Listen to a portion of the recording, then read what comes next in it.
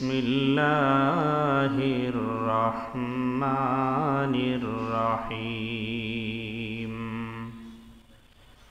ইয়া আইয়ুহাল্লাযীনা আমানু তুবু ইলাল্লাহি তাওবাতান নাসুহা। قال سيدنا وحبيبنا محمد رسول الله صلى الله عليه وسلم: التائب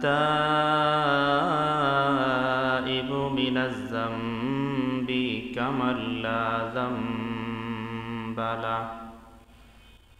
حیا طاری ہے کہ تیرے سامنے میں کس طرح آؤں، نہ آؤ تو پھر دل مضطر کو لے کر کہاں جاؤ۔ مایوس نہ ہو جا اہل زمین اپنی خطا سے، तकदीर बदल जाते हैं खालिस तौबा से।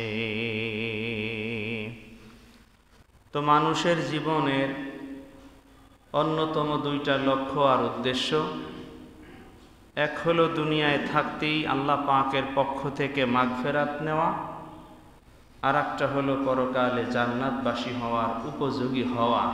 আল্লাহ বান্দাকে ক্ষমা করে দেওয়া, বান্দাকে মাফ করে দেওয়া, এটা হচ্ছে মাগফিরাতের অর্থ। বাকি এই মাগফিরাতটা শব্দটা কখনো, এই ক্ষমা আর মাগফিরাত সম্পর্কিত শব্দ যদি কখনো নবীদের শানে ব্যবহার হয়, তখন সেটার অর্থে হবে মর্যাদা বৃদ্ধি করা। এর অর্থ তখন আর ক্ষমা চাওয়া হবে না, কেননা নবীদের হায়াতে কোনো গুনাহই নাই। কোরআনে কারিমে আছে না, ফাসাব্বিহ বিহামদি রাব্বিকা ওয়াস্তাগফির। নবী আপনি আল্লাহ পাকের প্রশংসা, আল্লাহ পাকের পবিত্রতা বর্ণনা করুন, প্রশংসা করুন এবং ইস্তেগফার করুন।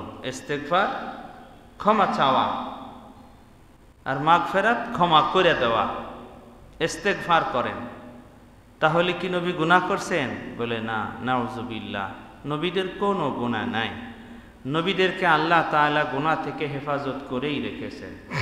নবীদের শানে যদি ইস্তেগফার আসে, ক্ষমা চাওয়া আসে, তাহলে অর্থ হবে মর্যাদা বৃদ্ধির জন্য দোয়া করা।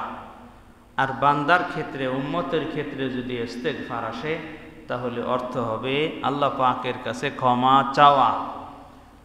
আল্লাহ বলেন, ফাকুল তুস্তাগফিরু রাব্বাকুম ইন্নাহু কানা গাফফারা। বান্দা তোমরা তোমাদের রবের নিকটে ক্ষমা চাও। কেন? ইন্নাহু কানা গাফফারা, এই কারণে যে যার কাছে ক্ষমা চাবে তোমাদের মালিক আল্লাহ, সে তো বিশাল ক্ষমার অধিকারী, বিরাট ক্ষমার অধিকারী।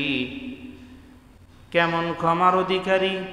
আল্লাহর নবী সাল্লাল্লাহু তাআলা আলাইহি ওয়াসাল্লাম এক হাদিসে আল্লাহর ব্যাপারে বলেন, আল্লাহুম্মা ইন্নাকা আফুউন তুহিব্বুল আফওয়া ফাআফু আন্নী। আল্লাহ আপনি তো ক্ষমাকারী, ক্ষমা করতে ভালোবাসেন, সুতরাং আপনি আমাকে ক্ষমা করে দেন। আল্লাহ ক্ষমা করতে ভালোবাসেন। এজন্য বলেন, ফাকুল তুস্তাগফিরু রাব্বাকুম ইন্নাহু কানা গাফফারা। আল্লাহ তাআলা বলেন, নবী আপনি উম্মতদেরকে বলে দেন, বান্দারা আমার, নবী গো আপনি আমার বান্দাদেরকে বলে দেন, তোমরা তোমার রবের কাছে ক্ষমা চাও, কারণ রব ক্ষমা করনেওয়ালা জাত। যদি তোমরা আল্লাহ পাকের কাছে ক্ষমা চাইতে পারো, তাহলে আল্লাহ তোমাদেরকে ক্ষমাও করবেন, পাশাপাশি আল্লাহ তাআলা তোমাদেরকে কতগুলি পুরস্কারও দিবেন। এজন্য ক্ষমা এটা দুইটা, যদি উম্মতে চায় তাহলে হবে ক্ষমা চাওয়া, আর যদি নবীগণ আল্লাহ পাকের কাছে ক্ষমা চান তাহলে অর্থ হবে মর্যাদা বৃদ্ধির জন্য দোয়া করা।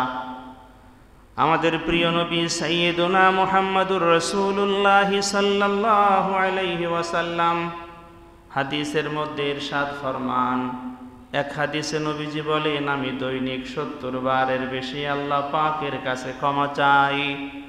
অপর হাদিসে নবীজি বলেন, 100 বারের বেশি আমি দৈনিক আল্লাহ পাকের কাছে ক্ষমা চাই। এজন্য এই হাদিস শুনে ধোঁকায় পড়ার দরকার নাই নবীর মনে হয় গুনাহ আছে।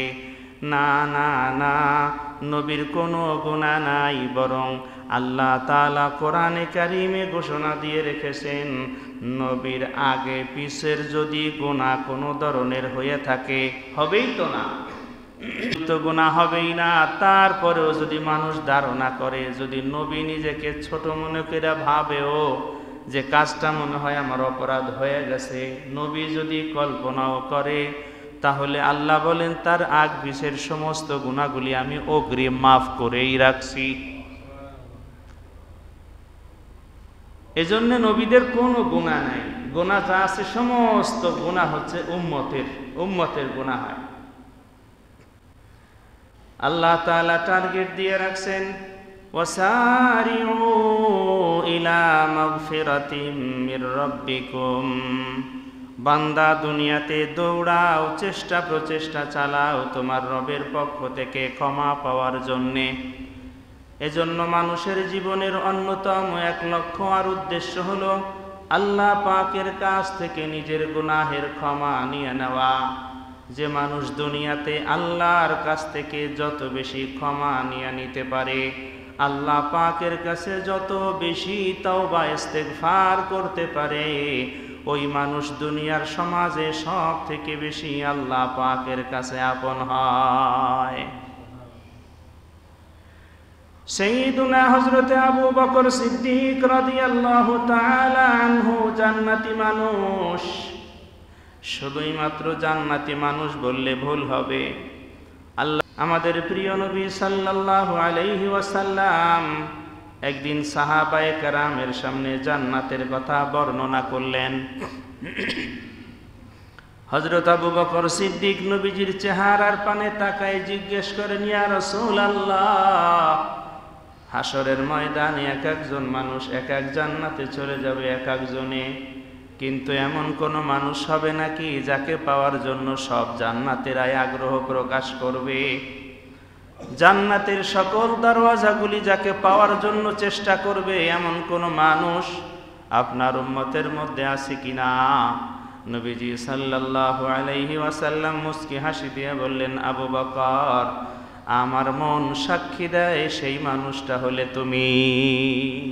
এমন মানুষ যাকে আল্লাহর নবী জান্নাতের সুসংবাদ দিয়ে গেছেন, সে আবু বকরও আল্লাহ পাকের কাছে ক্ষমা চায়। মরুভূমির মধ্যে যায়, যেখানে কোনো গাছপালা নাই, শুধু পাথর আর পাথর, বালির কণা আর বালির কণা, সেখানে যদি একটা পড়া পাতাও দেখতে পায় কোনো গাছগাছালির, দূর আবু বকর সিদ্দিক সেটা হাতে নিয়া ঘাসকে লক্ষ্য কইরা, পাতাকে লক্ষ্য কইরা বলতে থাকে, ঘাস, তোমার জীবন কতই না ধন্য। ঘাস হিসেবে আল্লাহ তাআলা তোমাকে জমিনে পাঠাইছেন, গাছের পাতা হিসেবে তোমাকে জমিনে পাঠাইছেন। ঘাস পাতাগুলি জঙ্গলের পশু প্রাণীরা হয়তো খাবে, না হয়তো যে কোনো পশু প্রাণী খায়া নিবে। হাসরের ময়দানে তোমার কোনো হিসাবের মামলা নাই, তোমাকে আল্লাহ পাকের কাছে দাঁড়াইতে হবে না। কিন্তু আমি আবু বকর মানুষ হয়ে জন্ম নিলাম, হায়াতে গুনাহের সীমা নাই, এই গুনাহগুলি নিয়ে তো আমাকে আল্লাহ পাকের সামনে দাঁড়াইতে হবে। আবু